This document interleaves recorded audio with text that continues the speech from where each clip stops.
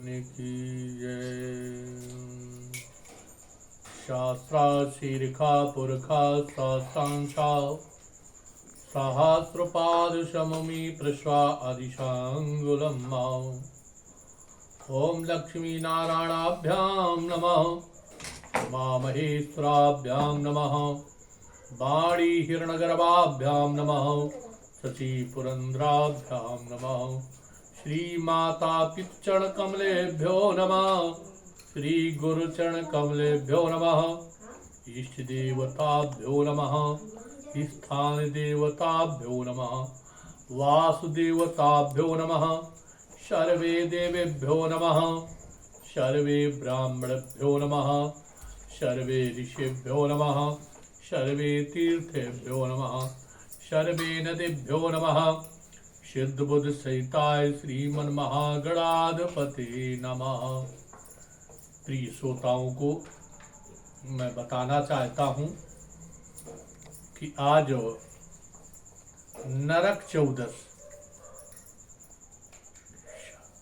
हार्दिक शुभकामनाएं। और इस नरक चौदस का मतलब है,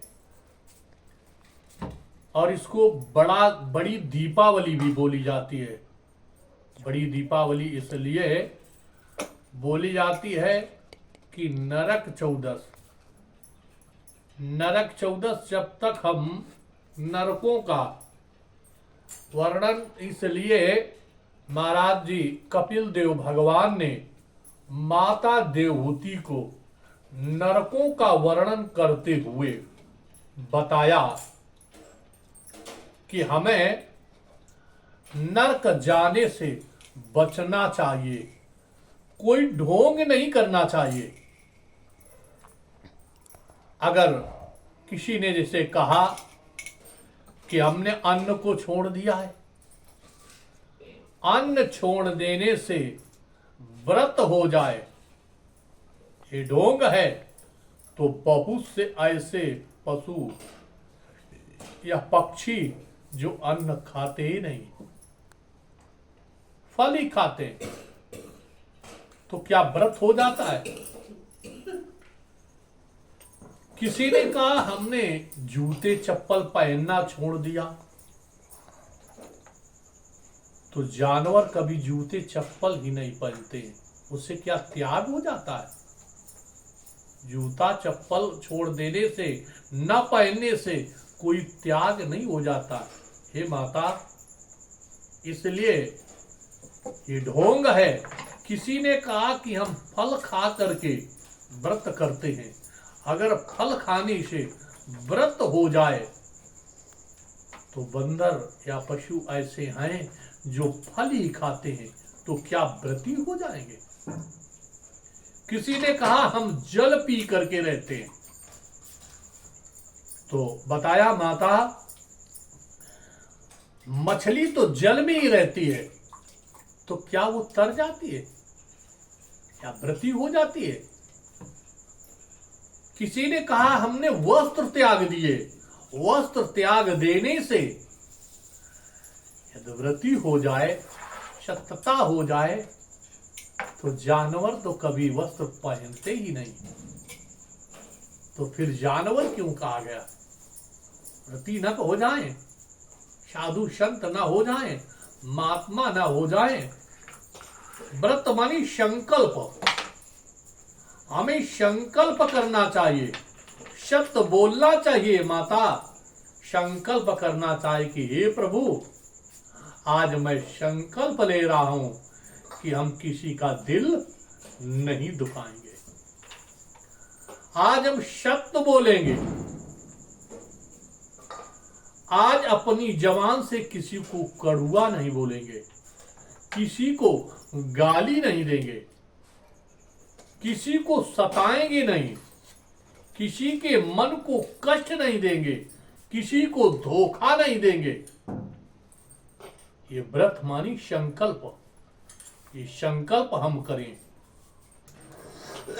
धीरे धीरे इस प्रकार जब हम एक दिन फिर दूसरे दिन इस प्रकार से हम संकल्प करें, और जब संकल्प करेंगे भगवान की ओर बढ़ेंगे तो हम नरक जाने से बच जाएंगे, और नहीं तो नरकों में हमें जाना पड़ेगा। ढोंग से हमें सच्चाई, भगवान के यहाँ सच्चाई, क्योंकि भगवान को सच्चाई सत्य प्राप्त है, सत्य से प्रसन्न होते हैं कि साच बराबर तप नहीं और झूठ बराबर पाप, जाकी हृदय साच है ताकि हृदय आप। इसलिए सच्ची सांच बोले, इस प्रकार से हम बचाव करें। शुभ व्रत, इसीलिए जिसका सुंदर व्रत है, सुंदर तप है, सुंदर मन है, इसलिए हम पहले अपने मन को सुंदर बनाएं। जो हमारे ये विष है, कपट रूपी, जाल रूपी, ये जो भरा हुआ है, जब ये निकल जाएगा तो सच्चाई में अमृत ही बचेगा।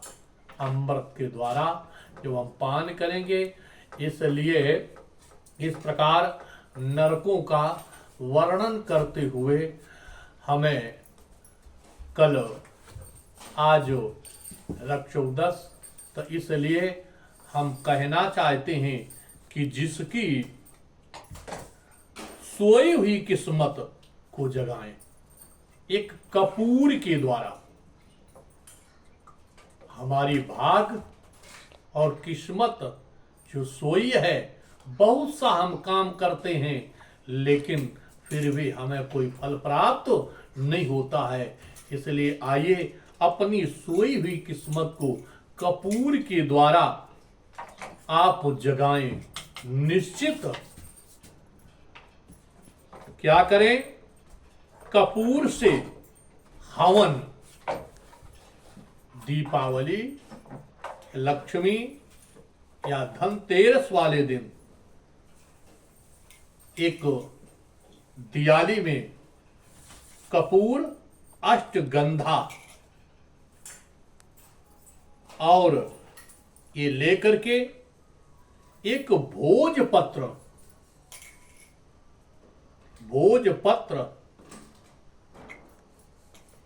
और